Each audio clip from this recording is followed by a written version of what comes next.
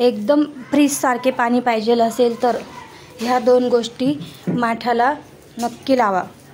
नमस्कार, पुष्पा होममेड रेसिपीमध्ये तुमचे सर्वांचे स्वागत। आज मी माठामध्ये पाणी थंड कसे होईल हे सांगणार आहे।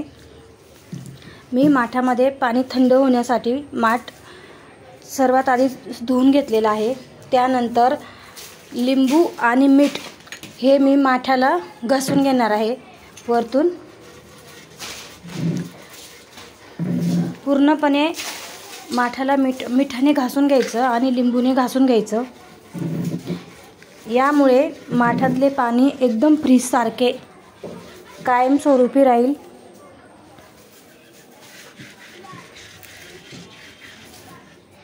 पूर्णपणे माठ बाहेरून आणि आतून मिठाने घासून घ्यायचा, लिंबू आणि मीठ एकत्र करून। माठ नवीन असो किंवा जुनं असो, एकदम थंडगार पाणी होणार। आतून पण मी लिंबू आणि मीठ लावून घेते।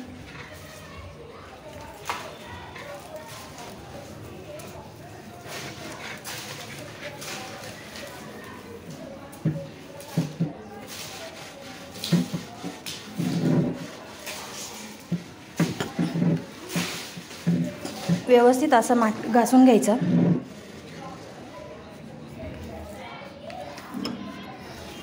त्यानंतर मी माठ स्वच्छ धुवून घेणार आहे। माठ 2-3 पाण्याने स्वच्छ धुवून घ्यायचा।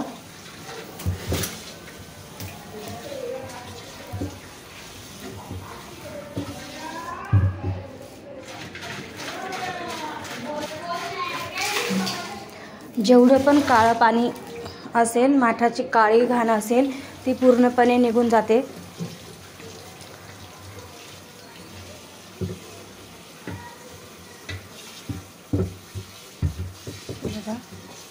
स्वच्छ असा माठ मी धुवून घेतलेला आहे।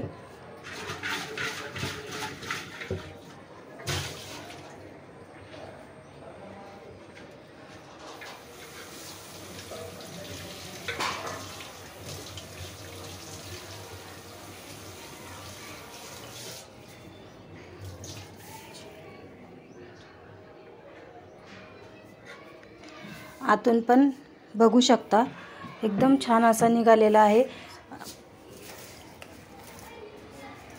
आता मी माठ प्यायच्या पाण्याने भरून ठेवणार आहे।